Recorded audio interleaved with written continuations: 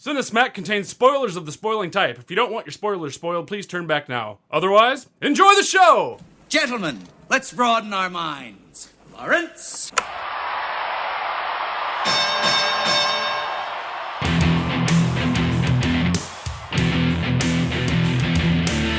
Ladies and gentlemen!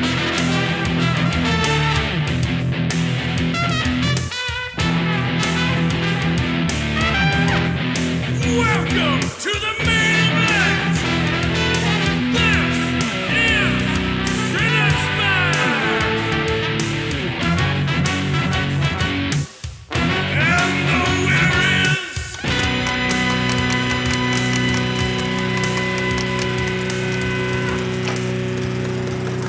Hello, CineSmacketeers, and welcome to bout number 105 and our 10-year birthday here on CineSmack. I am your host, Mike Keeler. Joining me tonight is our panel of award-winning judges.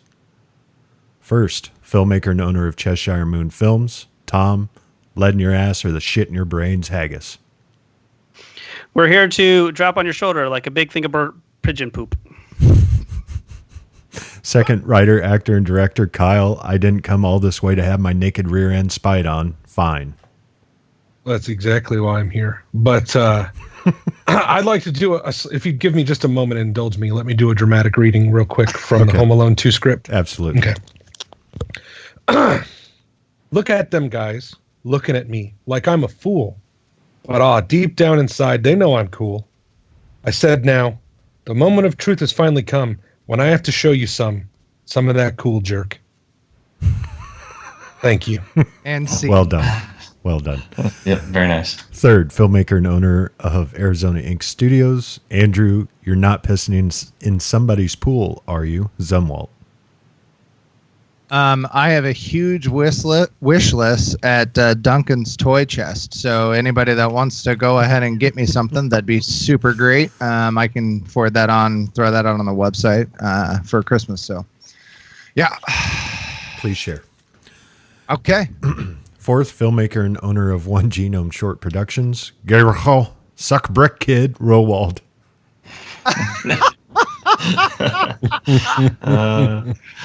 Yippee-ki-yay, motherfuckers. All right. Well, God damn it. Gabe and Tom, we've been doing this for 10 years. We started this 10 years ago, and it's been a wild ride. We've got Andrew and Kyle on. Andrew, did you start this year or was it last year? It was this year, wasn't it? It was 2019. Yep. Okay, so this year. And Yep, that's this year. Kyle started in 2018, right? Last Full year, I time. believe, Yeah. Full time. Full time. Still waiting for my benefits. I was a Long time guest.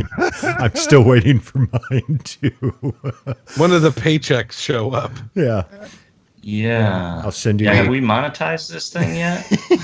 What's that mean?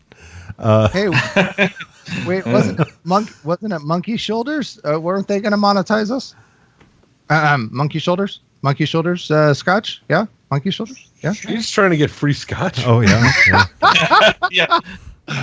No, I think it was Bullet Bourbon. Yeah, Bullet Bourbon. Yeah, pretty sure. I have a letter of intent here from Lagavulin, and Oh, nice. Hey, if anyone out there would like to get us some, Scotch sponsorships or some bourbon or gin sponsorships, we're more than willing to work with anybody. We're kind of whores when it comes to that stuff. So, oh, look at this! This beautiful bottle of Paramount Gin. I paid $6 for this. Wow. Yeah. that's twice as much. Pop-up vodka. That's twice as much as I paid for my Hawkeye gin. Yeah, Hawkeye brand gin. Whoa. You mean in the high quality plastic jugs? Yeah, well, actually, all it is just rubbing Shark out. 'em. It's just rubbing alcohol, and someone marks on there with a Sharpie Hawkeye gin. Sure. I've got a bunch of uncles that have gone blind from drinking that. All right, let's poke the monkey. Ladies and gentlemen, snarky kids and smart-ass cops, welcome to the main event, where double your pleasure, double your fun equals 2 sequels with 2 characters in 2 very similar situations. Who will land safely and who will get a brick to the face? In the first quarter from 1980, written by Stephen E. DeSouza and Doug Richardson, directed by Rennie Harlan, starring Bruce Willis and Bonnie Bedelia. Die Hard 2! In the second quarter from 1992, written by John Hughes, directed by Chris Columbus, starring Macaulay Culkin, Joe Pesci, and Daniel Stern. Home Alone 2!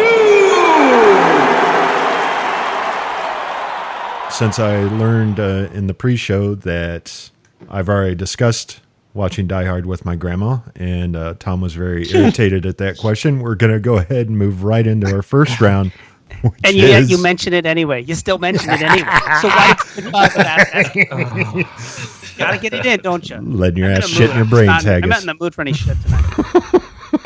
Oh, I love this. I like feisty like the Tom. Golden Girls. Mike, you know, we Yeah, but may have heard. you're the old one. What's her name? Estelle? You're Estelle. Yeah, you're a star. Yeah. We may have heard the story, Mike, but maybe our listeners want to hear it. Oh, no. Yeah, I believe I actually said it on the podcast. So Oh, Maybe, good yeah, day. but maybe they haven't heard all of the episodes, Mike. maybe I will regale you with an extra long telling of that story just for Tom. If we're good for It all Christmas. Yeah, if began we're good for Christmas. Yeah. Gather around the fire. a cold Scary. winter. Let's get to the scary part. Let's go to the first round, which is acting or writing. Damn it.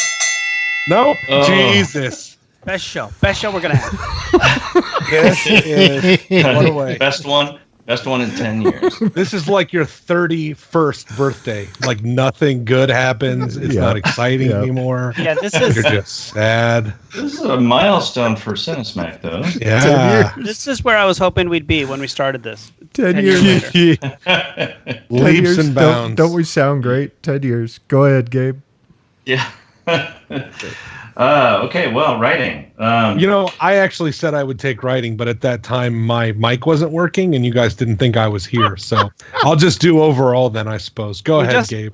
We ignored you. That's what it ended up being, yeah. That's fine. That's fine. Well, I promise I'll try not to take any of your points in the No. writing category. No, go ahead. You can have them. Okay.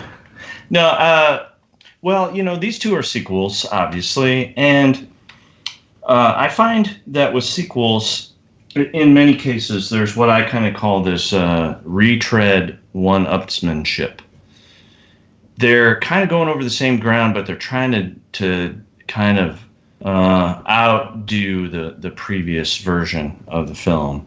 So, you know, to me, it's kind of like you retread your old tire and you put knobbies on it. And it's the same tire, it's just a little bit more extreme.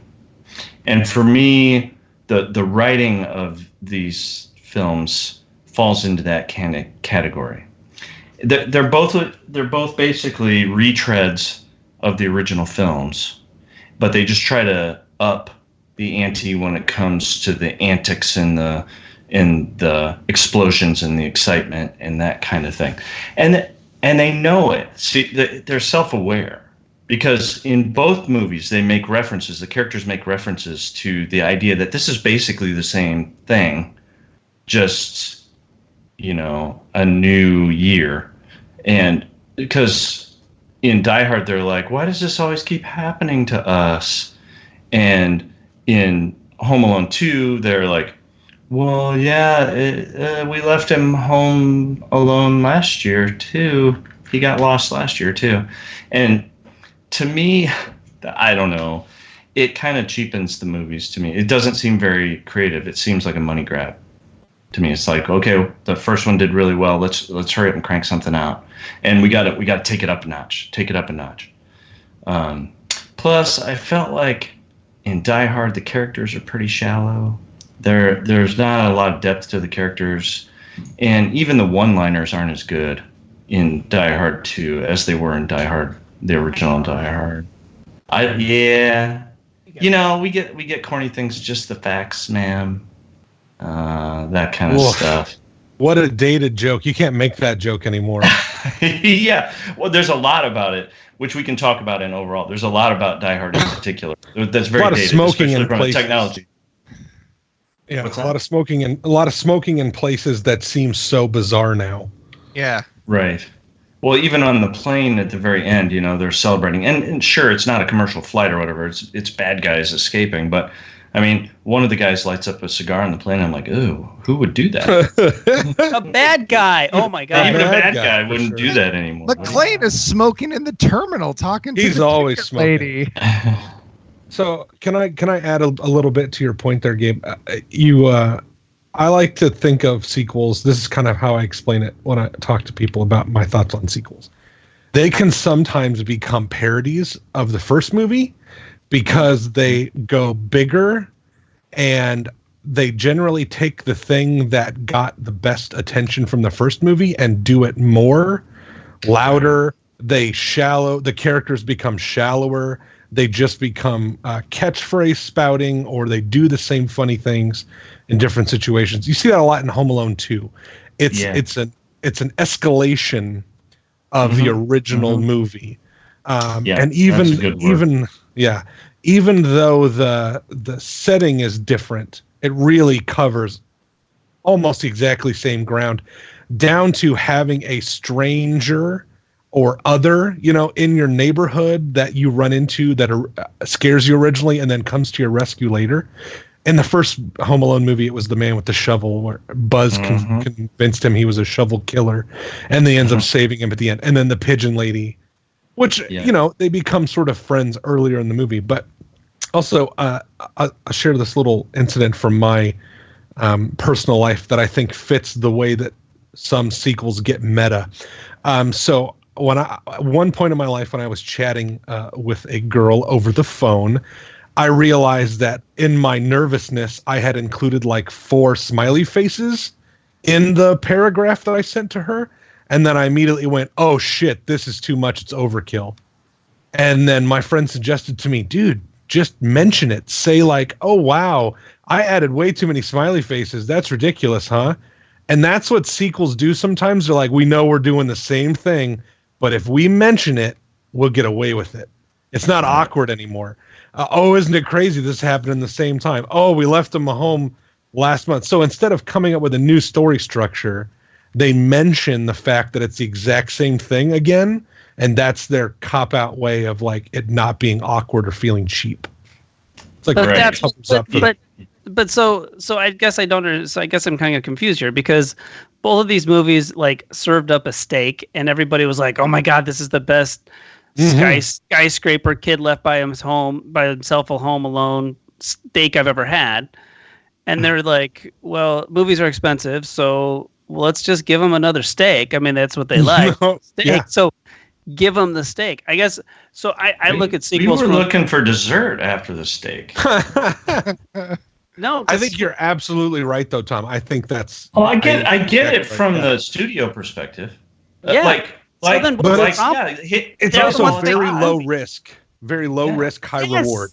Yes, exactly, because they are a business, and that's what you're looking for. You are a business. No, I get that, but I think at some point, well, I'd like to think that at some point, moviegoers would become wise to that and stop going. They did on Home Alone 3 and Die Hard 4. Right. So I feel like sequels these days don't do that as much. They don't retread the exact same ground because they might be part of a shared universe or a trilogy or a lineage of films. There's not that many like direct, we got a hit, now let's make a sequel. I mean, it still happens, but I think it's less frequent. And both of these came pretty quickly on the heels of the originals, right? I mean, because I feel like They were just a year or two after the originals. Well, Macaulay Culkin, they didn't want him to age. He was cute. Well, He was in the limelight. Everyone was like, "Oh, that crazy kid!" You know, I mean, everyone was doing the He won't be cute forever. Yeah, slap your hand against your cheeks and do the screaming thing. To You know, that was parody. That was Saturday Night Live did stuff about it. People were doing it all over the place. I mean, they were hanging on to, like you said, the not only the lines but the acts. Like there were specific things and iconic, I guess what we would consider today memes. If there were memes back then, they would be memes that they basically made a second movie based on the memes of the first movie. I mean, that's exactly what it felt like to me. At least we would have had memes of literally everything in both of these movies and been like, oh yeah, that was from the first movie. Oh, let's just make that into a second movie. Perfect. It was a meme movie. Just for Gabe, Right. both movies were made 2 years apart, each one. Mm-hmm. So Home Alone came out in 90. And if you think about that, Home Alone 2 came out in 92. Die Hard. yeah, if you think about that, that's 88. a really quick turnaround. I'm sorry, I keep interrupting you. No, that's fine. I'm going to go back to muted. But if you think about it, that's a really quick turnaround for making a movie. To release it 2 years later, Die Hard 2 was 90. or whatever, how many years later. But that's a pretty quick turnaround. So yeah, they were definitely like, okay, let's get the money while we can, kind of thing. And it shows I think kind these of. movies made a lot of money. Oh, I'm sure they probably did. Die Hard 3 was 95. And so I is it think one of the weird- things. Go ahead. But one of the things that I felt was missing, and they tried to replicate, but I don't think they really did as well. One of the things I really liked about Die Hard and the writing in Die Hard, the original one, was that the criminals weren't dumb. They were I feel like in a lot of like hero movies, the criminals make a lot of stupid mistakes, or they're just they're just too confident and full of hubris, and they make mistakes because of that. But I felt like the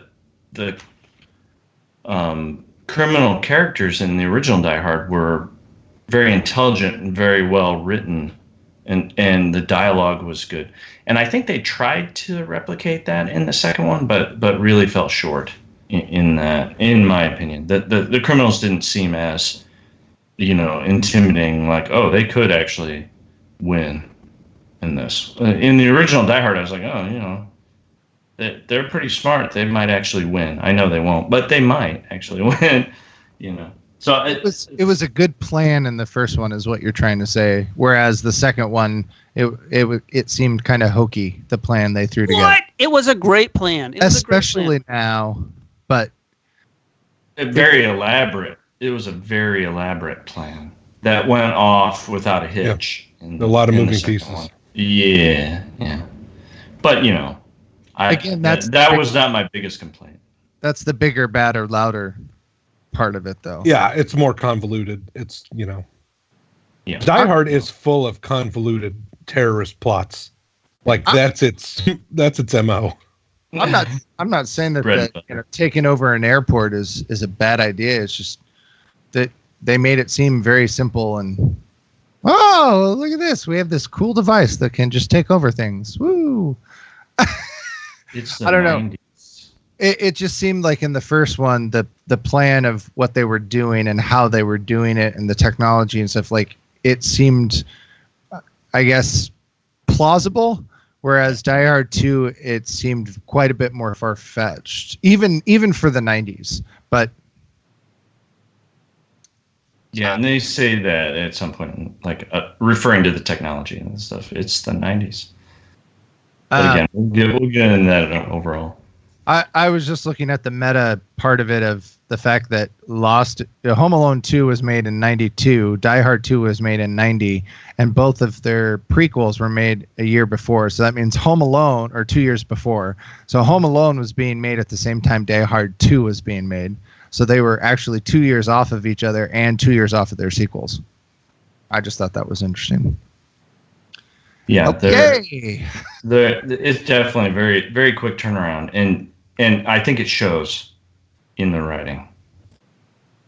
See, and I don't know. I had low expectations for Home Alone 2 because I've never seen it, and I was actually surprised at how much time they put into it. I mean, yeah, it's a rehash, but that's what sequels are. And I've seen much worse sequels. And I don't know. Ever since the mid-'90s, I have been a huge defender of Die Hard 2. That I felt that it was the superior Die Hard movie. Really? I think I think the first one is just classic. I don't think any of the others matched the first one. And I'll agree with you. Die Hard is better than Die Hard 2, but Die Hard 2 is people just kind of like jumped on Die Hard 2 and were just like, oh, it's not as good. It's not as good. And I'm sorry, it's still a really fun action movie. And now, so I kind of consider myself like an airport brat. My dad was a luggage tosser at the airport in Omaha, and I loved going to the airport and hanging out with him when he was at work. And I love airports, and just people coming and going and luggage. And maybe that's why I love Die Hard 2 so much, because I feel like that stuff that's happening in that movie is happening at all the airports all the time. I don't know. I don't want to romanticize it, but I really like Die Hard 2 for that reason. So there. Yeah. Well, but And boom, we're not goes going the to crush dynamite. your childhood memories. I do want to point out, and I know that we talked about this when we talked about Home Alone, the first one, about the criminals being either seriously injured and or dead. In Home Alone 2, they would have been deader than dead.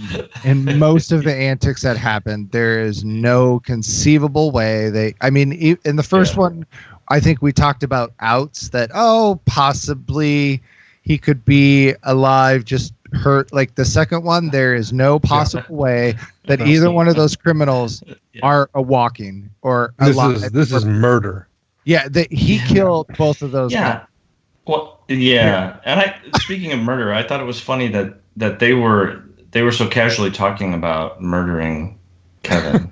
Yeah, you know what I mean? Because they were clearly like, oh no, we're not just going to shut him up and scare him or something. No, I got a gun gonna, in my we're gonna murder pocket. him. If you scream, you'll be spitting gum out your forehead. Yeah. That's terrifying. You're not going to say anything. Well, maybe you'll say something to the fishes. Yeah. Yeah, but I would be scared of Daniel Stern. I don't believe he could actually pull anything off. I'd be scared of Joe Pesci, but yeah. Yeah, and I thought the story at times was a little bit meandering in Home Alone 2. You know, it's like, and I get it, you know, because to a certain degree, his character and his plight is meandering through New York. But it was, I just felt like the story didn't really, there were certain points where it just felt kind of meandering. And there was a lot of kind of premonition kind of stuff. It's like, oh, your grandma gave you this blow up clown thingy.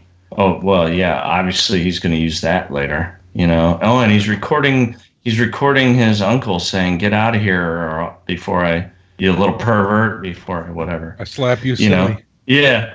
And it's I can quote big is he going to chunks of use that later? Yeah, I wonder. But I'll tell you what, that Talk Boy, it hit shelves and was gone. Oh yeah, that I Christmas. wanted one so bad. Was that?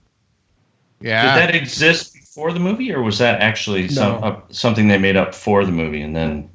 I thought it existed before, but the sales skyrocketed because of the movie. No, I don't remember ever seeing it when I was a kid until this movie came out. I thought it was related, and maybe it was, but that toy was whoo. Yeah, I wanted it so bad. I will say with Gabe, what Gabe said, you have to be a little forgiving for some of the writing in Home Alone 2 and remember that it was written for children. So it's not going to have the same kind of consistency, but it does two things, in my opinion, that make it successful towards its audience. It's wish fulfillment in a big way, being rich and alone in a New York hotel without your parents' any responsibilities, all the room service you want. You can watch whatever movie you want. That's a lot of wish fulfillment. Candy, ice cream, whatever. Right. And then also that the defending your house against these bad guys that was so popular from the first movie just gets amped up, and it's so crazy and over the top. And those are the two big parts of the movie, and they're not connected by a lot. Like, it's real thin the way he gets them to chase him all the way back to that house, how they can find him. And if you dig into it too far with what he'd actually get on the recorder, how fast he sets up you get too into the weeds on it. It all falls apart. Even in the first one, he set up all those traps in like no time. Yeah. Well, he did that the same. I mean, the time problem was a problem on the first one too. But one of the things though, you're kind of, like the Polaroids actually serve kind of a purpose, because if he doesn't take the pictures, then there's no reason to chase him. It's like, let's take the money and get out of here. So, I don't know. I feel like there was a little bit more thought put into, the chase and everything. The thing that I always like about the Home Alone movies is that, what is he going to say to like get into this hotel? Because he gets into the hotel. So those are the parts that I like, because it's I don't really, the booby trap stuff was pretty funny, but I thought that just how is a kid going to navigate New York and get what he needs to survive? It's the same reason I watch Castaway. Well, like, how is he going to get food and shelter and right? Well, and I would say that definitely in both Home Alone and Home Alone 2, the people that actually came up with the booby traps, like actually how they figured those out, and the ideas, hey, if we did this, he could do this kind of thing, like with the doorknob, with the pulling of the string, which you would never pull it quite that much, but he does it. He does it twice too. But it's still a really smart thing. And as a kid, I would have never have thought of that. I mean, that's really smart. I mean, there are things that they did that I'm like, the guys that sat down and figured out all the different traps and the stages throughout the house, they're pretty well written and well thought out. And I thought that was pretty cool. Yeah, and it is definitely aimed at children. Yeah. And I think that's evidenced by the fact that a lot of the gags are like pratfall, like sight gag, like things, is kind of the same gag over and over, honestly. I mean, how many times do we see them getting smashed in the head with a brick is like hilarious to me still as an adult, but I don't remember how I felt as a kid, because it's really violent now watching it. I know. And like Andrew was saying, those guys would not survive those things. They're not just funny. They're like, oh my God, that's fatal. Well, the one that I really caught was when he actually he caught his head on fire again, and then he put his head into the toilet, and the toilet explodes because he fills it with kerosene. I was like, Joe Pesci's dead. Like, absolutely dead. Yeah. And that bathroom would not have survived, and neither would have the toilet. We should do a remake and show what would have actually happened to those people. Oh, yeah. With each of those. It'd be over after the first one.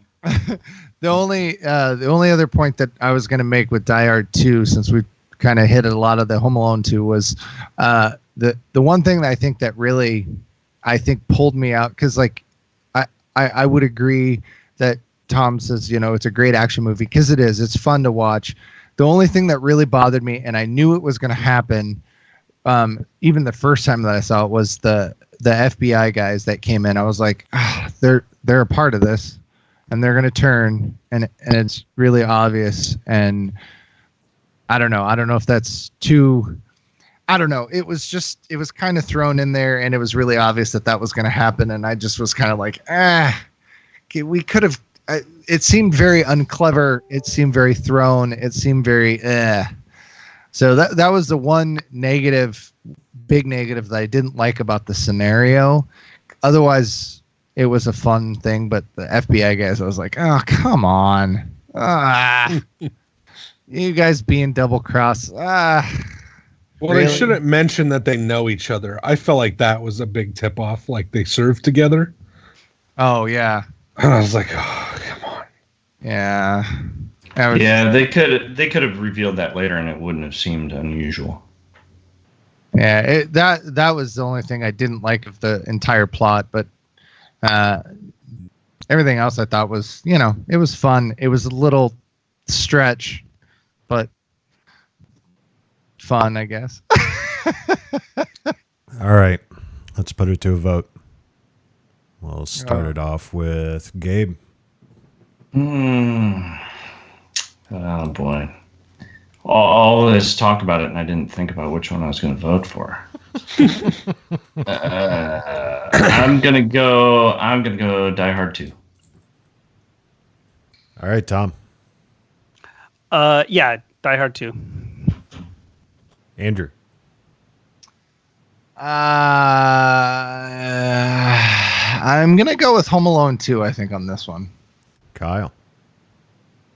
Yeah, this is going to be for a convoluted reason, but for what it does, the two big parts of the movie for me work really well. So I'm going to go with Home Alone 2.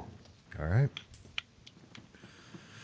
When Fred Dalton Thompson's airport manager realizes the peril the planes are in, he says, "We only have 58 minutes to avert disaster." Die Hard 2 is based on the novel 58 Minutes by Walter Wager. It's Wager, whatever. During production, John Hughes wrote script drafts for Home Alone 3 in which Macaulay Culkin would return as a teenage Kevin McCallister. When he found out Culkin quit acting in 1994, he rewrote the story from scratch. So See, that's what he was waiting for. He wanted to get Kevin McCallister in Shermer High School. That was the plan. One more movie and I got it. All right, let's move on to our second round, which is acting. I think the word I would use to describe Macaulay Culkin is probably polarizing. I think overexposed probably also comes into it. From what I understand, he as a child and as an adult too, he's a very pleasant person and he's very fun to work with. He's very easygoing and respectful of everybody, which sometimes you don't see in child stars. And so a lot of times when I watch movies with kids in them, I kind of go into them with the assumption that they're kind of spoiled brats and that kind of thing. And this is one of those cases where it's very easy to see that he's probably actually a very nice kid. I don't think he would have gotten these movies if he was an asshat. So kudos to him, for being a nice young man. I think that acting wise, it's a little tough.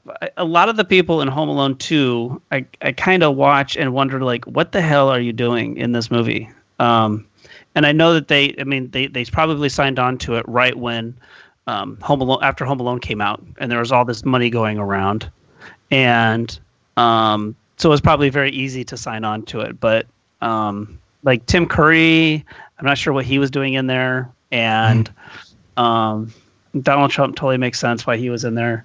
And Catherine O'Hara. I mean, obviously some of them really enjoyed making the first movie and they wanted to come back and tell it again. So at the same time, I don't know. I really like Bruce Willis. And I think with these movies, to an extent, your acting is probably only as good as your villains.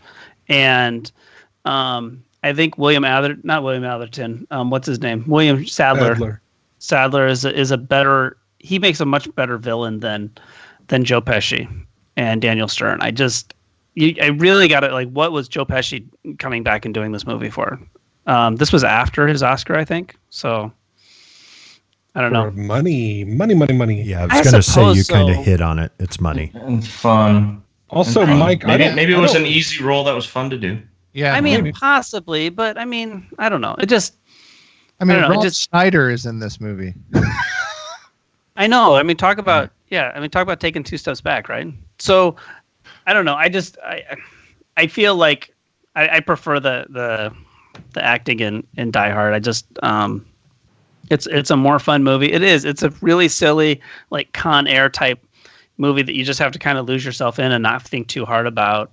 I mean, all due respect to Home Alone 2, but I just, I don't know. The whole time I'm watching Home Alone 2, I'm trying to picture what it was like on the set and, you know, how they got these people to come back and how big the dump truck of cash was, that kind of thing. Brought up a lot of good points. The one actor I think who steps up his performance from 1 to 2 is Daniel Donald Stern, Trump. who's given a lot. Ugh. Doesn't he give him the wrong directions? I think he says go up and take a left, does. but I think it's actually right. Yeah, He does. So, Daniel Stern, really good in this, but I mean, he's acting to kids basically and being a cartoon character, but he's really good at it. Yeah. And I thought Joe Pesci was pretty good, but of course he doesn't quite have the physical range that Daniel Stern does. Talking about Daniel Stern being a great actor. We've had some really good physical acting in the last couple of months. I think Daniel Stern is really good in this. For my money, Bruce Willis looks the best holding a gun out of anyone I can think of. Mm-hmm. To me, that's just synonymous with like when you think of like a cop with a gun, like a vigilante cop, and maybe that's just John McClane. But Bruce Willis looks great with a gun in his hands. He does. It looks great with a cigarette between his fingers. Like he's great at that action hero character. And a tank top and a blood tank top. Yes. He's great at it, and he basically picks up where he left off from Die Hard 1. So it's hard to fault him because that's such an iconic character. I think William Sadler is a hateable bad guy, but his plan is so strange and so convoluted that you're like, okay. His plan is great. We're going to take over and shut down an airport so that we can land a Banana Republic dictator from a country called Valverde, which doesn't exist, on a runway. And if you try to screw with us, we are going to start crashing your planes. But they immediately find ways to get around all of his nonsense and communicate with the planes. He only crashes one plane. Which, by the way, that crash, that plane was on the ground, landing gears, and then John McClane turns his head and we cut, and it's like stock footage of an exploding plane. Because there's nothing that indicates that plane is going to explode, and then all of a sudden it's like boom. Yeah, it just goes up. You said you weren't going to attack my childhood, and here you are going after it. I'm just not. And the only other, if you really want to get that specific, they would have, like, these planes, there's other airports, they would have been like, screw this, I'm out, and they would have contacted other towers. But regardless, I liked all of the characters actually in both movies. I thought the acting was as it should be for the universe that they were in. There were just some it seemed like very random points inside of Die Hard 2 that I thought were very odd. One that really stuck out to me was at the very beginning, John McClane is on the phone, smoking a cigarette, and there's the lady that's helping him, whatever, and all of a sudden she's like, "Hey, I get off at 5. You want to go get dinner?" Just out of nowhere. I was like, what? And I don't know if they were trying to make the John McClane he's a sexy badass in the 90s, kind of. I don't know. It was just very odd to me. And there's just other random little ones like that throughout, especially on the plane. I don't think they necessarily did bad acting. It was just they were kind of flat as characters. But so you're saying that's never happened to you before?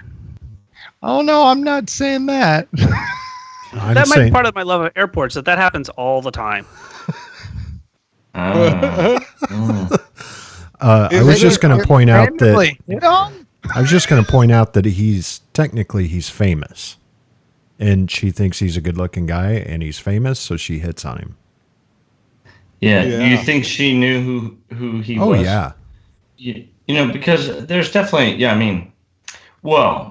that's one of the things about back to the writing a little bit. That's one of the things that maybe they kind of had recognition but didn't know who each other was. The John McClane and the bad guy, and because they run into each other at one point, And I'm like, if I were the bad guy and I recognized him as the hero cop from that Nakatomi thing, I would have just killed him immediately. Yeah. and, and got him out of the way. It's just been like, moved shut on, the whole thing down. Yeah, no, we're gonna get rid of this wrench and just take care of it right now. Guys, we're postponing maybe till he didn't recognize who he was exactly. But. We're gonna postpone till Valentine's Day, guys. Yeah. Hold up. Wait till he gets out of the airport. Wait till he picks up his wife and leaves. Yeah. Wait till but, they hands. Yeah, as far as acting, Tom started out saying that Macaulay Culkin was kind of maybe polarizing. And all throughout, I felt like he's not really a great actor. You know, I didn't really think his performance was that great, but he's very kind of charming. He's very cute and very charming on screen. And he kind of wins you over a little bit. Even though the delivery of his lines isn't all that great and that kind of thing. So I don't know from an acting standpoint. I don't know where cuteness and charm falls in the spectrum of acting, but he's got that part down. But his line delivery is not that great. He plays that character really well though. Like Macaulay Culkin is like I don't know, and maybe there'd be another actor at the time that could have done it possibly better on an acting level, but Macaulay Culkin pulls off that character. The goofy, all the kids think he's awesome. Every kid wants to be the mischief Bart Simpson kind of character that he plays, and he does it really well. And it's sort of that American Pie Stifler character where it's like he plays the one character, and that's the only character.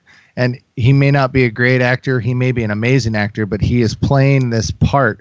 And he does that part really well. And I feel that Macaulay Culkin's really good at playing that character, that McCallister, Bart Simpson type character that's weaselly and fun and charming and comes up with these amazing ideas. And I think he just does that really well. I'm not sure he could do other stuff at that age, because I know as he got older, there were other movies he was in that he does very well in, but they're not like McCallister. Right. Well, I was going to ask that. I haven't seen a lot of movies with Macaulay Culkin. Were there any where you felt like his performance was, outstanding? Well, Saved. My Girl. Mm-hmm. Mm-hmm. He's I really think I've good in seen the parts of movie that. Saved. What's it called? Saved. Saved. It's a movie about a girl going to a Christian high school. It's got Mandy Moore, Macaulay Culkin. That's a good movie. Yeah, he's good. Yeah, I have heard about that. Yeah. But he ends up playing this kind of the McCallister character quite a bit, because like he did Richie Rich, didn't he? Macaulay Culkin. Yeah. Right. Mm-hmm. And that's a similar type of character. Like he's really good at playing this kind of character. Well, they tried to give him a more serious role. What was it called? The Good Son, where he was like an evil kid. Damn it! I was going to bring that up. Oh, sir, no, I don't know much about it. Feel free to bring it up. But you know it was what? just creepy seeing it. Like I haven't watched it since it came out on home video. And I use the term home video. That's how long it's been. I just remember being so creeped out by that movie. Party Monster is another one that Macaulay Culkin. He's older and he plays a pretty creepy character in that, and that is just. It's weird seeing him in that kind of a role, but he does a good job at it. Yeah, and I had heard good things about his performance in that, but I never saw it. So I didn't know. I'd like to think that his acting skills matured as he did as well, but it doesn't always happen. So. Sure. Woo! All right. Are you guys done with acting? Oh, let's vote. All right. Tom. Yeah, I'm going to go Die Hard from this one. Die Hard. I'm going to talk like this. Is that you, John McClane? It is. How can the same shit happen to the same guy 10 years in a row? Andrew? Well, at this point, after 10 years, it might be your fault. You might be the problem. This one's really close for me. I'm merely going to do this for the iconicness of the character, and I'm going to go with Die Hard 2 on this one. Kyle? I am also going to go with Die Hard 2. Gabe? I think we're going to have a quadfecta.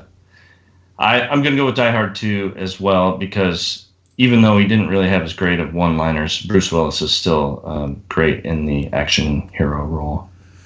It's funny that you guys have discussed his one-liners in both writing and acting. I have a little bit of trivia here for you. Macaulay Culkin. Woo! First, we're going to do Home Alone one. Macaulay Culkin was paid $4.5 million to star in Home Alone 2, the biggest salary ever to a 12-year-old child actor. Truckloads of money. Yeah. That's $1992. That's $92. So that's what? 10 million now? 10 billion? Oh, I don't know. Something like that. 10 billion. All right, don't ask me a follow-up. It's 11 billion. 11 billion. In the first Die Hard, John McClane only had a few scripted one-liners. However, Bruce Willis ad-libbed so many one-liners, and audiences liked them so much that in the sequel and the next one, more gags were added, and Willis was told he could ad-lib as many more as he saw fit. Does that change anyone's minds on your voting?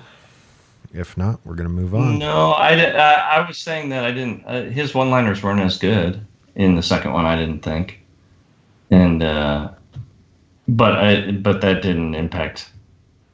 I still think he had a good performance overall. I chalked it up to actual writing, not acting. But right.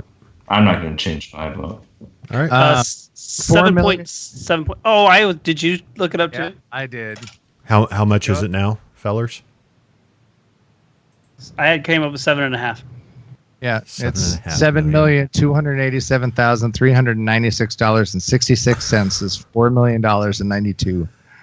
See, Kyle, they can finish. Kyle, you need to work on finishing. I'm currently trying to get this damn app to work on my phone.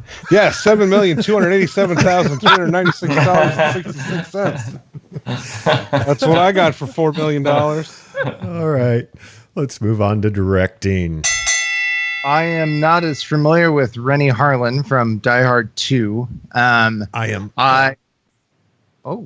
Okay.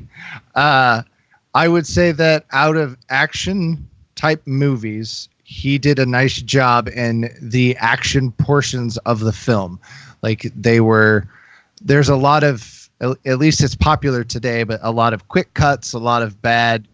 And I don't know if that's directly with editing or directing and editing together, but there's a lot of in action movies today. It's pretty common that they do a lot of quick cuts. You don't really know what's going on. Everything's kind of dark and things are happening and you're just like, whoa, where is everything? And I felt that the action sequences in Die Hard 2 were very well put together. You know where things are happening. You can see all the characters involved. There's some pretty amazing, like the snowmobile stunts and chase throughout that thing were a lot of fun. And I can't imagine setting some of those up because they were quite elaborate. Even just the simple scenes of the gunfights in the baggage claim, they were well done. And so I found those to be quite well. The rest of like a lot of the dialogue and some of the weird in between stuff that wasn't a lot of actiony stuff that was happening was just, I guess, normal. Okay. Nothing that jumped out at me. As to John Hughes and Home Alone 2, it was a John Hughes movie. Like there's there are. It's actually Chris Columbus. Chris Columbus directed it. I know, but it still felt like a John Hughes movie. Like there were the scenes like where he's doing all of the antics and the booby traps and stuff like that. It was like John Hughes was standing there next to him being like, no, okay, so you're going to do it this way or shoot it that way. However, I will say that there were some pretty amazing, brilliant New York shots. Like there were some very Chris Columbus feeling wide shots, big, huge open action of what was actually happening and going on that I really appreciated. And I appreciate from Chris Columbus in the first place. But I mean, overall, both movies I felt were not badly directed. I don't know. It's so hard because these films are so different and the way they're shot is like Chris Columbus did very cartoony with Home Alone 2. Rennie Harlan. Is that right? Rennie Harlan. Rennie Harlan. Yeah, he shot a very good action movie. I think they fit both of those genres very well. I don't know. I don't have a lot to say on them because I didn't really find anything that really stuck out to me that was like, wow, you did that. You really chose to do it that way. Okay. Weird. Yeah. How's that for just kind of a layout, very mediocre commentary of directing? I think I'm not a Christopher Columbus fan. I don't really care for really any of those movies. I think Home Alone 2 might be, and Home Alone 1 obviously is a bright spot on his resume. Aside from that, there's not a lot of his movies I like. I'm not a huge Mrs. Doubtfire fan. Harry Potter? I think he almost single-handedly killed the Harry Potter franchise, to be honest with you. It wasn't until Alfonso Cuarón came in the third one and saved everything, because the first two Harry Potter movies are just so safe and milquetoast, and there's just like, how do you suck the magic out of a Harry Potter book? Well, congratulations, you did it twice. And so I'm not a Christopher Columbus fan. I don't think he's a particularly great director, and I'm serious. This is going back to Harry Potter. It just pisses me off when I think about those first two movies. And they what? Percy Jackson? Did you see any of those? No, but okay, so it's like Lightning Thief, Harry Potter. Like I don't want to watch it because Christopher Columbus directed it.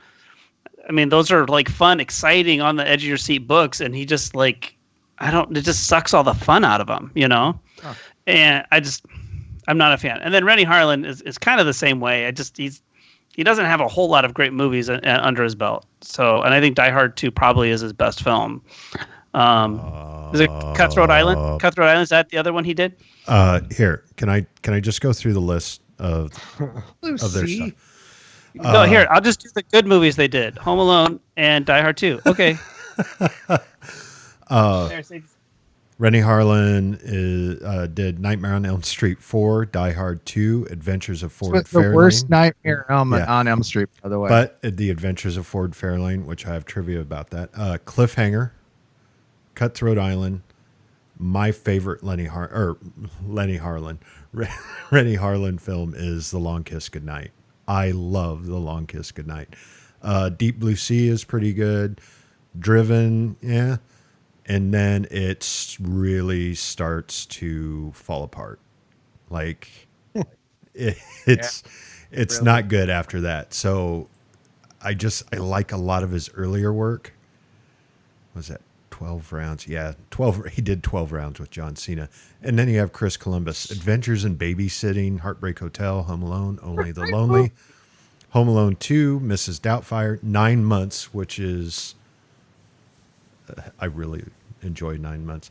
Stepmom, Bicentennial Man, Harry Potter. Bicentennial Man, really good.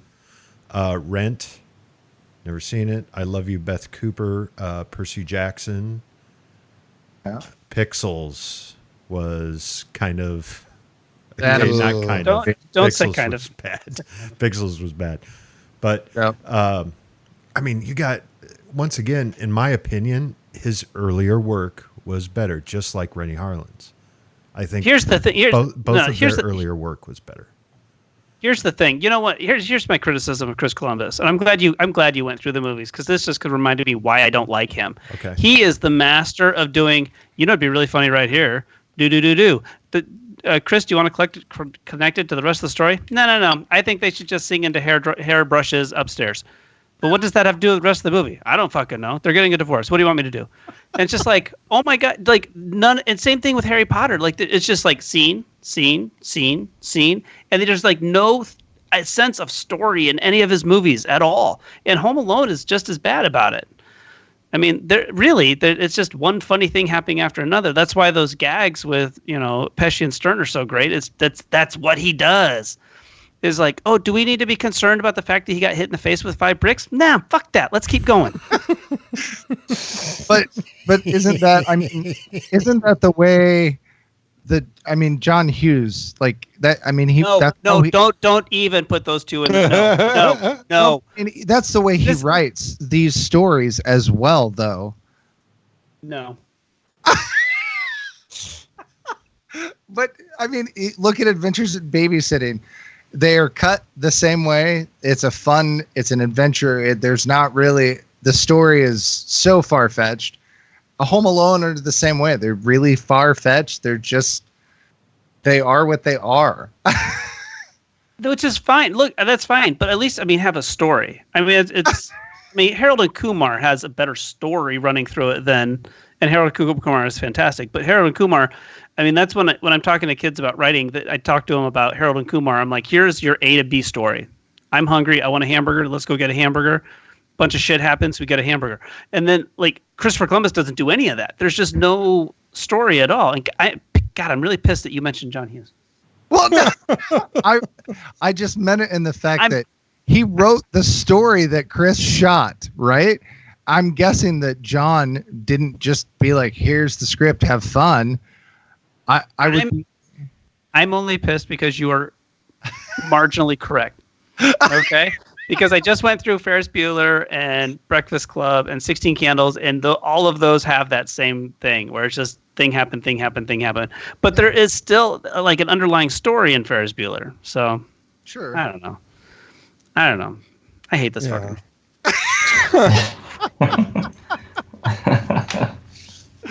So for January we're doing Chris Columbus double feature, right? Yeah. Okay.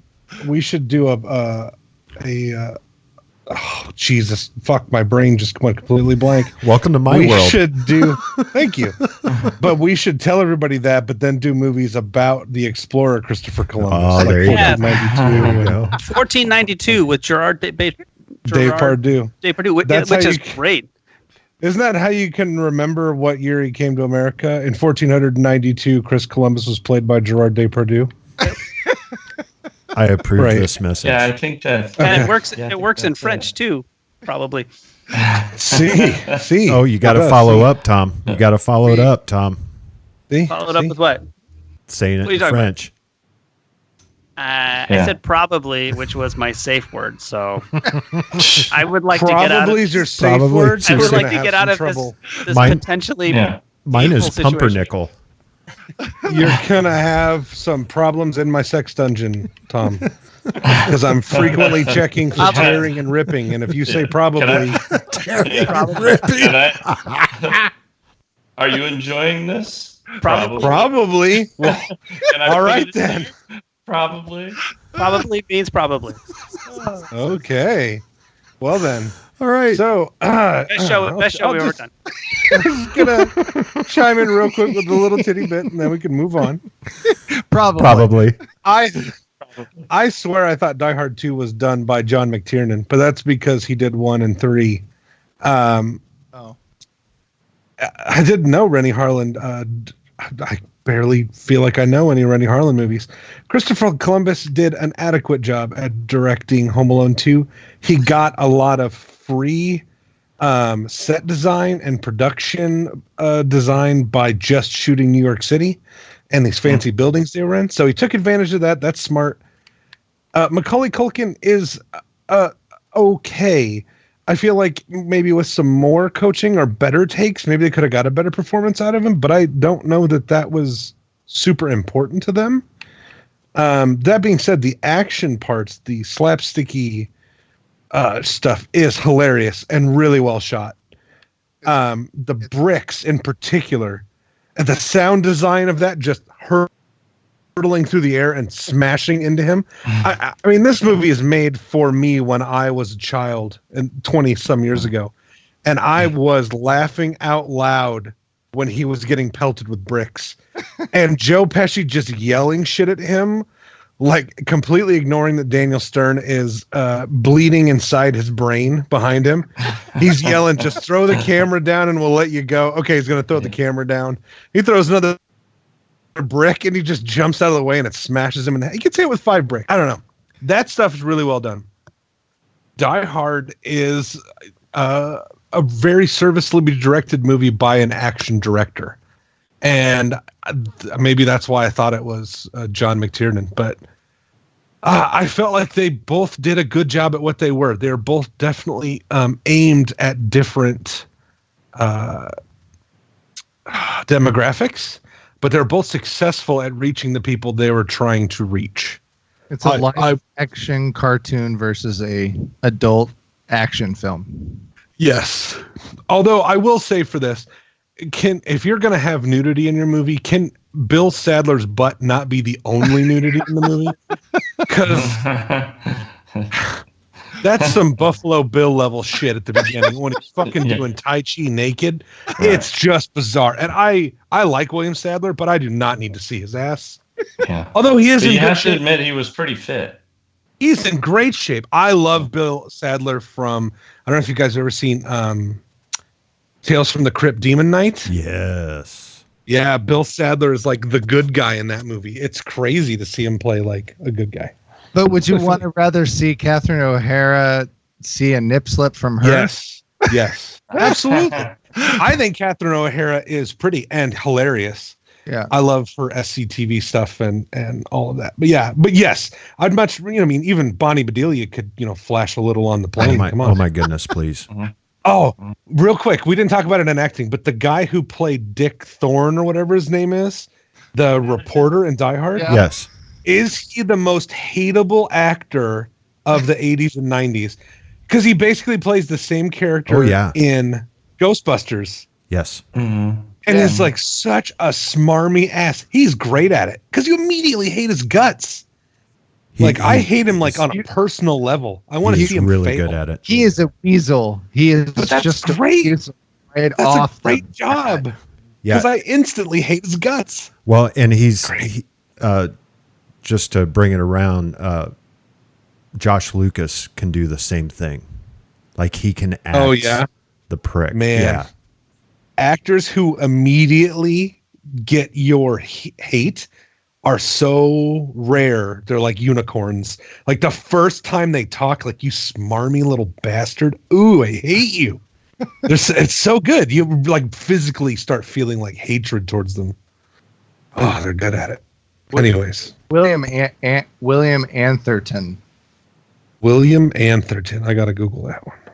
Yep, that is the smarmy guy from, and he does it. From Die Hard. Right. He does it in Real Genius too. Oh my God! That's right. Is he the dean?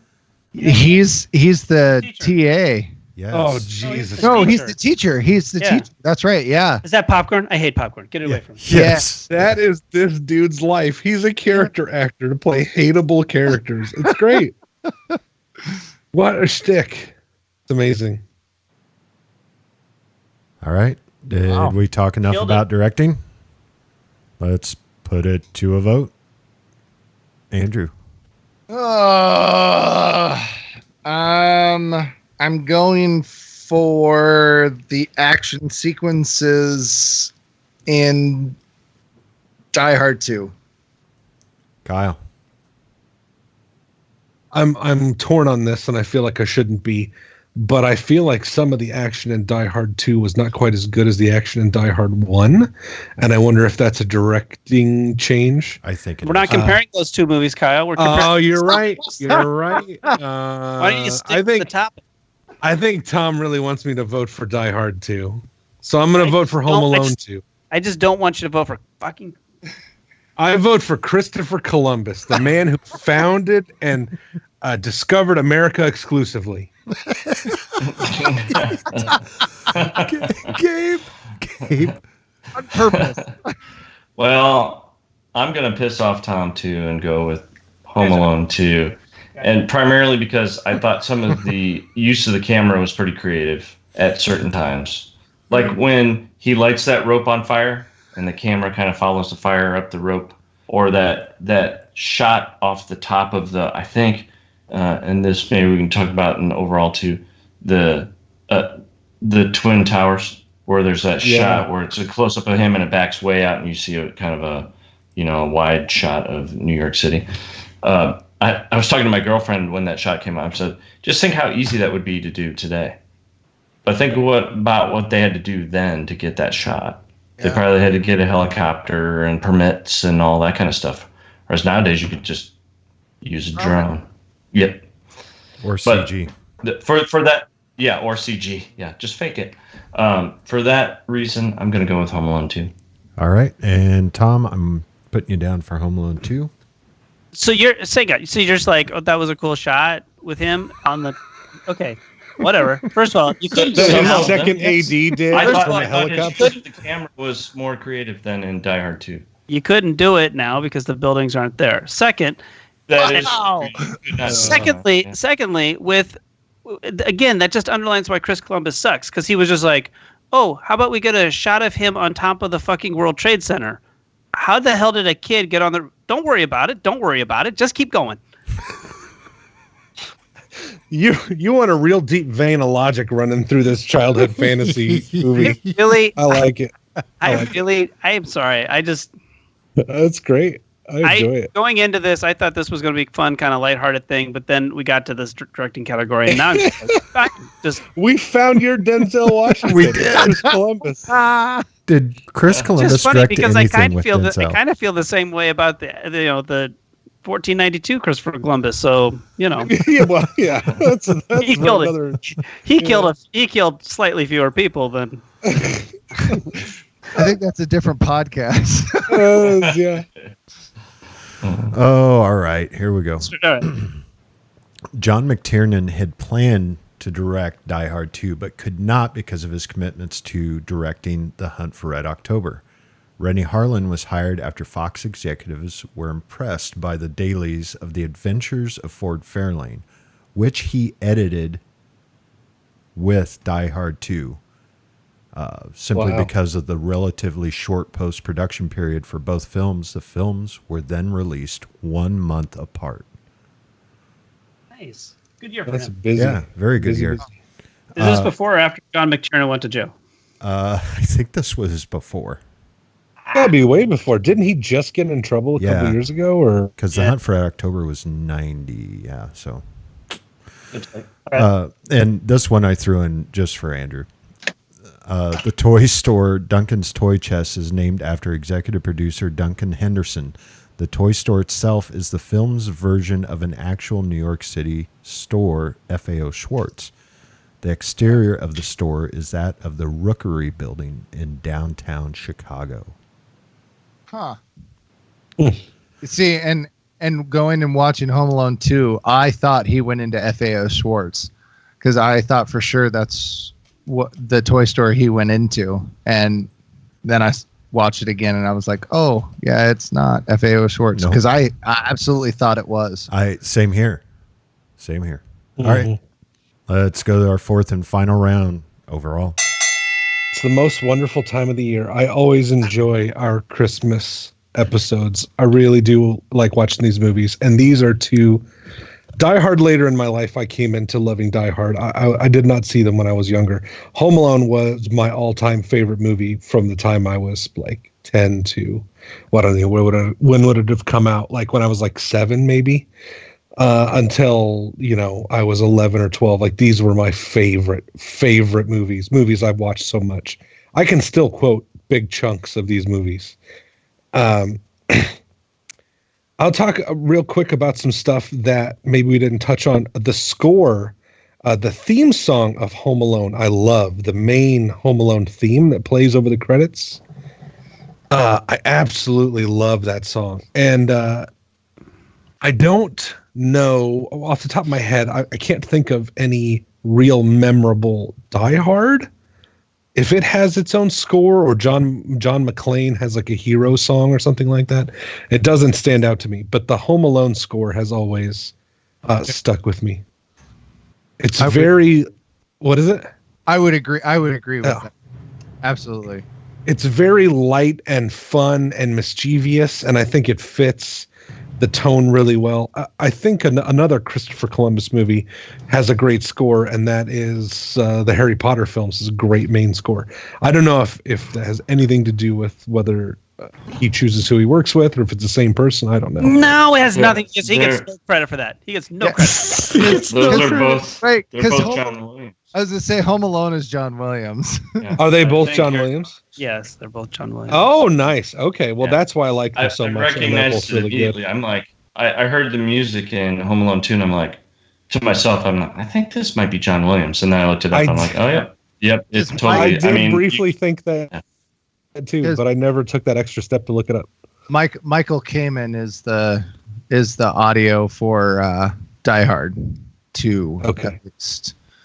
So Yeah. and he's done a lot of action type movies. So he's done all the X-Men class. I was trying to think of other random Three Musketeers, Robin Hood, Prince of Thieves, License to Kill, Nothing But Trouble, those type of movies. So he's done a lot of those in there. Interesting. Yeah. So the as far as sequels go, these are some of the more egregious parodying type sequels where they do what they did in the first movie, but just amp it up. It's very obvious in both of these. They mention it, so it becomes a little meta. I think they're both really solid films. They're definitely of an era and of a time, especially Die Hard is so locked into that time with the technology on display and the casual smoking of cigarettes that, you have to kind of look at it in that little window of time. I found that they both held up. They were both massively enjoyable movies to watch. I did think they were both a little long. Both movies were over 2 hours. Yeah. Just like a Home Alone movie does not need to be 2 hours long. And there's a lot of filler in that movie. Yeah. So, yeah, that drug it down for me a little bit. Die Hard 2, it's got quite a bit going on. The plot is a little contrived, but, what terrorist action movie isn't? I mean, can't be simple plans usually. But overall, super good movies, both rewatchable. Home Alone, especially around Christmas time. Die Hard, I feel like you could watch anytime, even though I do think Die Hard could be classified a Christmas movie. Christmas is a part of the movie. I mean, they talk about it, they reference it. Obviously, it doesn't have anything to do with Santa Claus or anything like that, but, Okay, I'm done rambling. Well, I wanted to talk a little bit about Die Hard 2 and some of the technology in it, and how much that stands out, and how much that ages a movie to a certain degree when you see this technology. And some of it was supposed to be kind of advanced for the time, So there's a pager, obviously. John McClane gets paged by his wife, and then not only is there a pager, but he has to go to a payphone.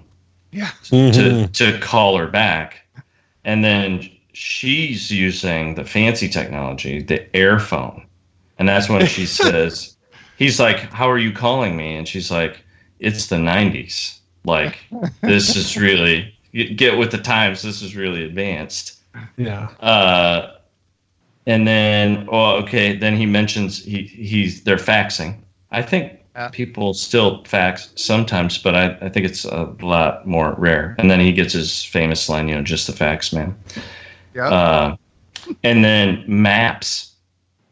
They're using a lot of maps, blueprints and maps and that kind of stuff. And I'm thinking, that would all be on computers now. Yeah. And, it'd be on your phone. You just use GPS to get you where you're going, that kind of thing. And so, like, a lot of those things stood out. One other thing that stood out to me is when they turn on the TV in the airplane. Do you remember what was playing on the TV at first? No. Before the smarmy reporter got on TV? No.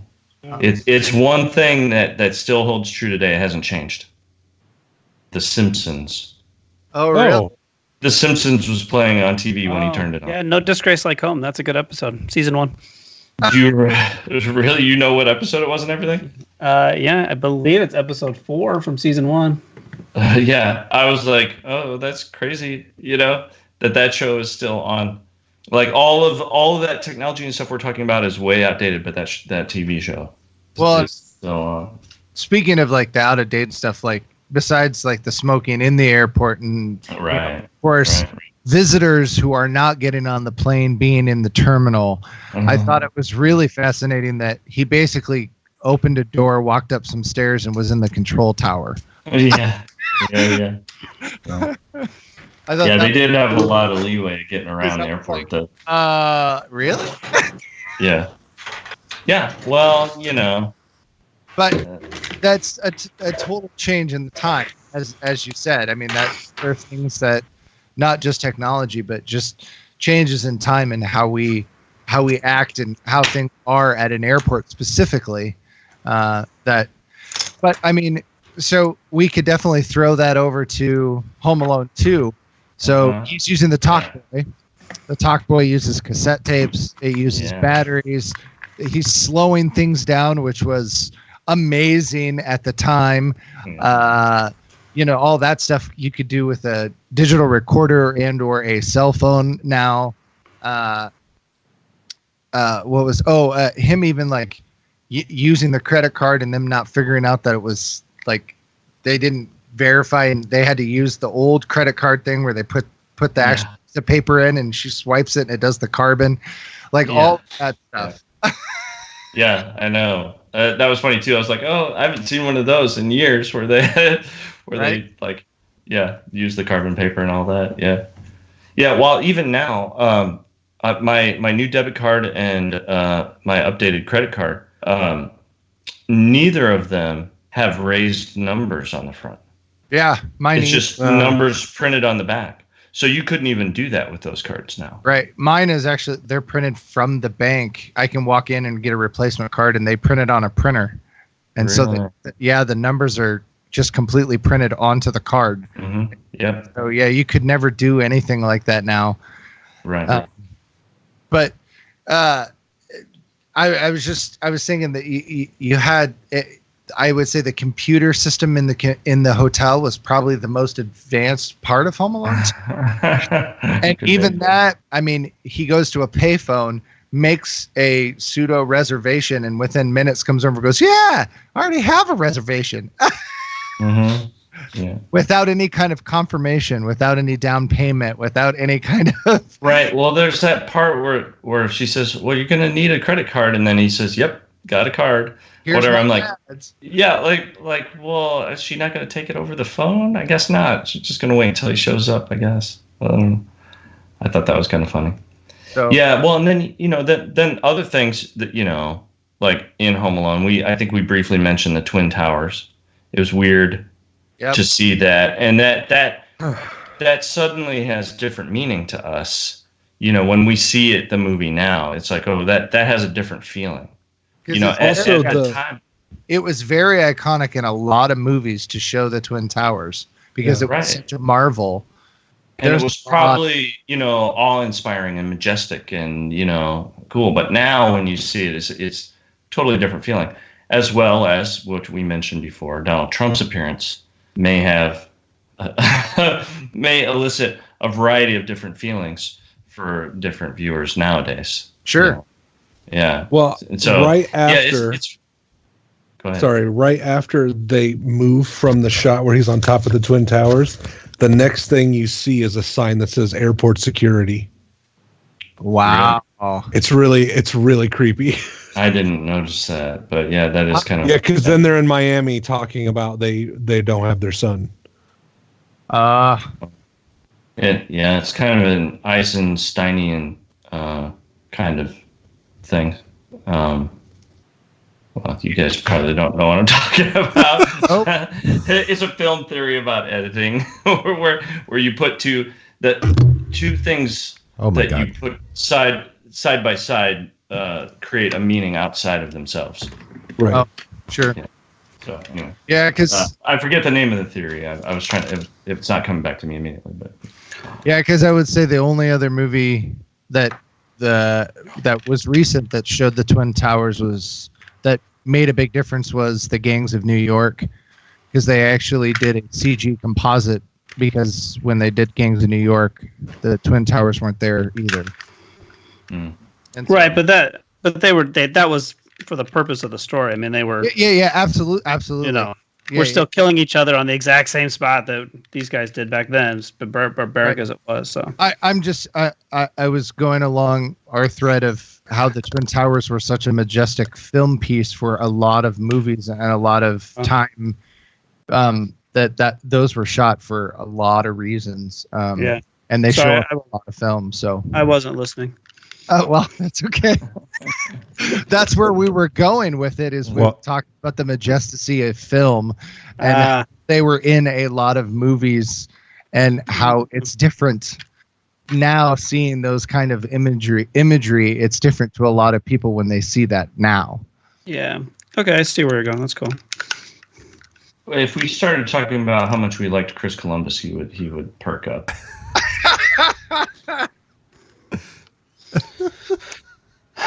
Are we still doing this? All right. Anything you guys want to add in overall? Anything more? Well, the only thing I was gonna bring it, because we usually talk about like visual effects at least somewhere, and I was gonna throw out how much there was a lot of practical effects in both of these movies, and I'm not sure there was much of any visual effects work, minus maybe some like cables or sky replacements. I didn't really catch a lot of where they tried to do any computers or any kind of actual visual effect replacements, or I don't know, and maybe I missed them because they were so well done. I normally can pick them out pretty easily, but I think both of these films, most of it was practical and in camera. Even the bricks, we've been talking about the bricks. I mean, that was all done in camera with just the way the shots were. So I don't know. I feel like there's kind of a missed opportunity too. There's a shot where he's looking behind Joe Pesci, and he's looking up at Kevin up on the roof, and he's kind of got his back to him. And I just feel like there's like, how great would it have been just to have like this blurry brick flying towards him, slowly coming into focus. That would have been hilarious. That but, you know, would have been good. Yeah. Yeah, but it's Christopher Columbus, so what are you gonna do? All right. Missed up. What about the girl in New York?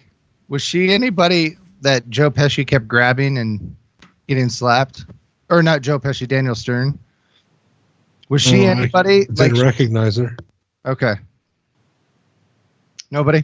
Oh, I know who you're talking about. Apparently not somebody we remember today, anyway. She was the blonde that kept being grabbed, and she was like on the street, and he pinched her butt the one time, and then the other time he just runs into her, but she slaps him, and then the second time she punches both of them. Yeah, I don't think she was anybody. She's Leah Zimmerman. The ticket agent in New York was Ali Sheedy. Yeah. I noticed that. Yeah, I noticed that too, and Jill was watching it with me, and I said, "Do you recognize her? Do you know who that is?" And she's like, "No." Short circuit, baby. Yeah. So, just real quick, I looked up Leah Zimmerman. She was in United Flight 93. 93. Really? Yep. Weird connection of what we're talking. talking. Oh my God, it's all connected. Oh my God! It's not all connected. Stop it. Deep state. The deep state. The Masons. It's the Masonic Lodge. All right. Let's put it to a vote. Kyle. Oh boy. These are both really good movies. They're both a hell of a lot of fun. They're really enjoyable and rewatchable. I think they're both great. So I'm going to vote for the one that has given me the most joy over my life, and that will be Home Alone 2. How's that possible? All right, Gabe.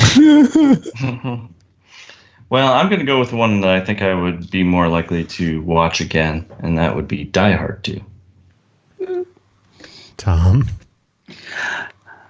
Just to show that I'm a good sport, and it's all because I really did like Home Alone 2. It exceeded my expectations. I went into it and I thought, this is going to be pretty lame, but I really did enjoy myself, and I laughed out loud. And I can't do this.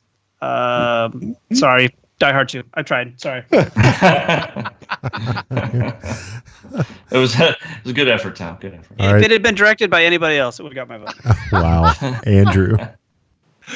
I'm gonna go with Home Alone 2 for this one.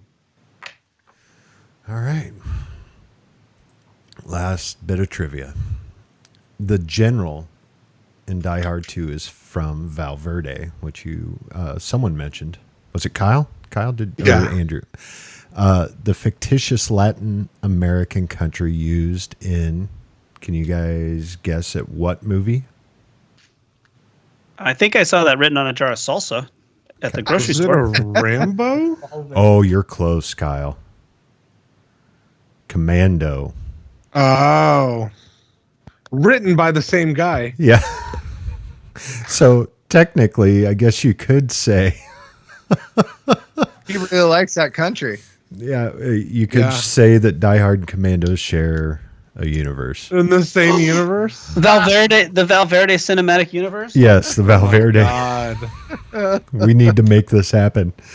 Director Chris Columbus, this one's for Tom, admits on the audio commentary for Home Alone, It sucks. this film was to some extent, quote unquote, a remake of the first film. Oh, you think? I'm okay with that, though. Yeah. That's not my issue with him. All right. Let's move on to our recommendations for this month. And I will pull out the abacus. We'll start with Gabe. All right. Well, I'm going to recommend an older film called The Lemon Drop Kid. And it stars Bob Hope. And it's a movie that was on at my mom's house. My mom likes to watch a lot of older movies on, Turner Classic Movies and such. And it came on, and we didn't have high hopes for it. It was just going to be on in the background. But it turned out to be a really enjoyable, fun, uplifting, funny movie. And my girlfriend even remembers that movie and still says, "Oh, I really liked that movie." And she's not really into older films, black and white, that kind of thing. But if you ever get a chance, take a look at The Lemon Drop Kid with Bob Hope, and I think you'll enjoy it quite a bit. That's a good movie. All right. Thanks, Gabe. Tom. Can I pass for a second? I'm serious, man. We have run out of Christmas movies, man. I am up against the fucking wall here. So go to somebody else and give me just a second. I will come up with something.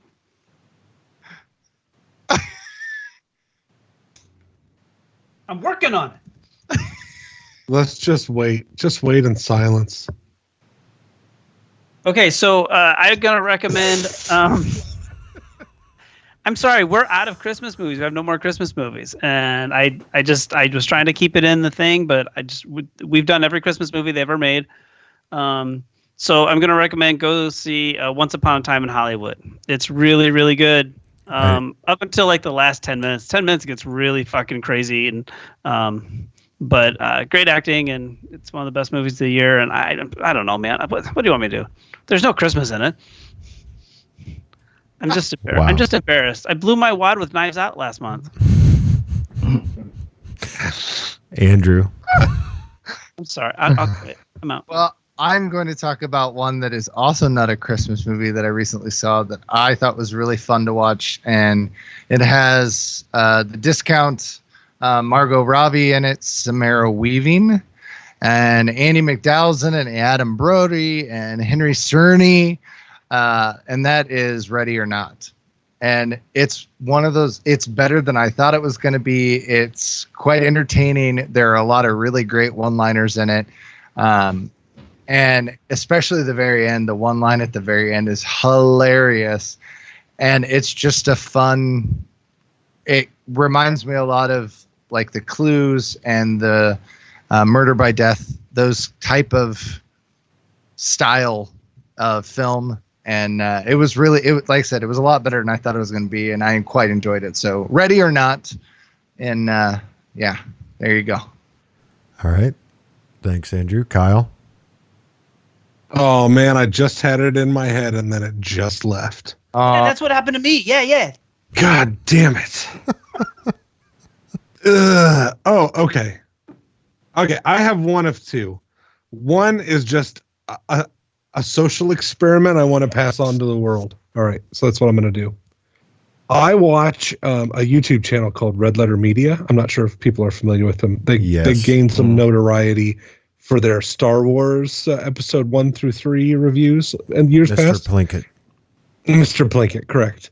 Well, they did a review of a movie that I remember enjoying in a very stupid way, and it brought to light some new things that I think we should all be taking a look at. Is it possible that a very, very, very stupid movie, one, say, as stupid as Freddy Got Fingered, is actually a subversive comedy about a man not wanting to make a movie but having a bunch of money and just seeing what he can get away with, like in the real world? That Tom Green was just given a shit ton of money and he's like, oh, I don't fucking want to make this movie, so I'm just going to do the craziest shit in the world. And that's what he did. So I suggest we all watch Freddy Got Fingered and decide whether or not it's absolute horseshit or it's a subversive comedy about a man complaining about having to make a Hollywood movie. Wow, I never thought about it like that.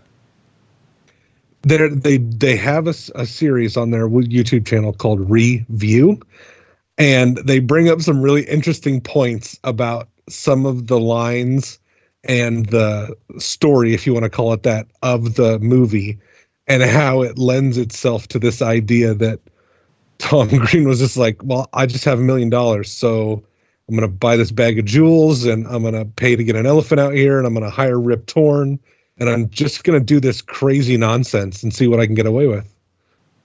So I don't know. Maybe not. So I am recommending Freddy Got Fingered. Oh my God.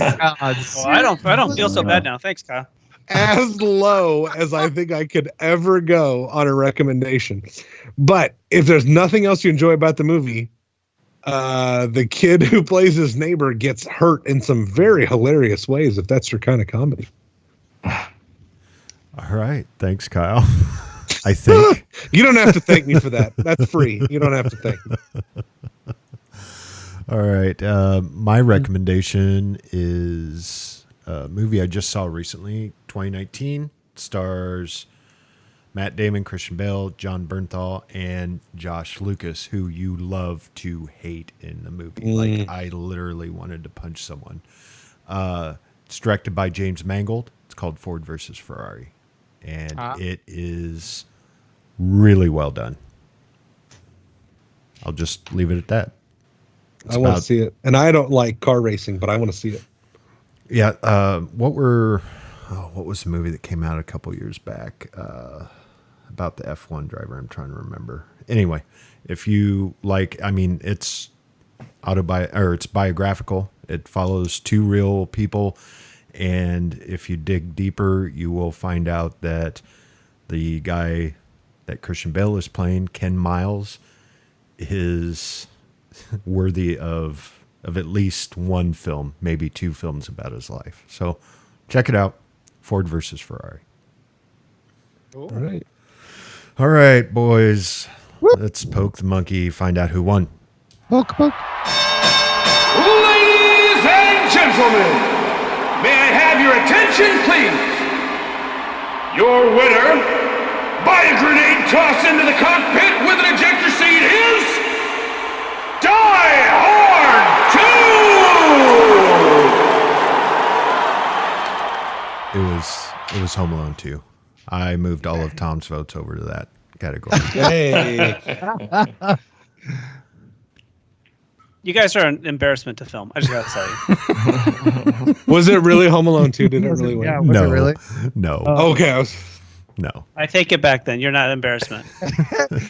Because Die Hard 2 won by 2 votes. Die Hard 2 won by 4 votes. 4 votes. Oh, okay. Yep.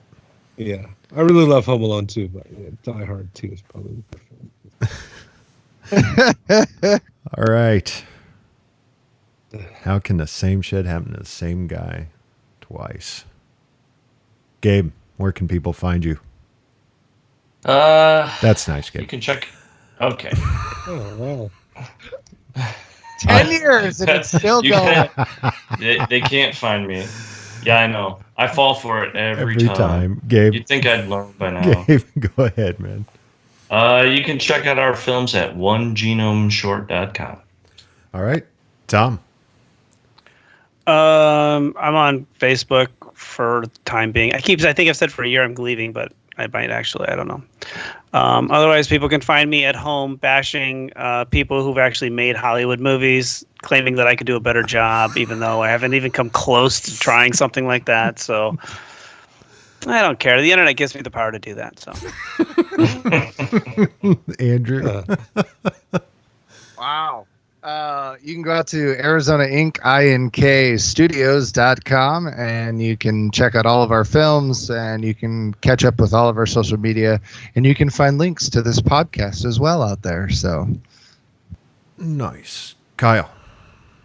I'm going to be starting a new online blog under the name XXCoolJerk69XX. My first fan fiction will be up called Get Out of Here, You Nosy Little Pervert. That should be up within the week. So if you want to come there and check that out, I'll probably set up a Patreon pretty quick. don't go there. I'm sure, because I'm sure the demand will be through the roof for Home Alone 2 fan fiction.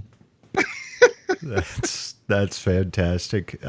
You can find me Facebook, Instagram, Twitter. You can view some of our work on YouTube. Just search Southsider Studios. And this podcast would appreciate it if you could leave us a review on iTunes or whatever podcasting service you use. You can contact us at cinesmack@gmail.com and follow us on Twitter and Facebook. Just search CineSmack. For January, 2 mind-bending temporal tales step into the ring as Source Code and Predestination go toe-to-toe. For Tom, Andrew, Kyle, Gabe, and myself, happy holidays. Thanks for great 10 years. And go catch a flick. Oh, man, I can't fucking believe this. Another basement, another elevator. How could the same shit happen to the same guy twice? I'll wait for the glass. Sorry. We should probably decide what order we're going in before you start. Oh, damn. Second writer, actor, and director, Kyle. I didn't come all this way to have my naked rear end spied on. Fine.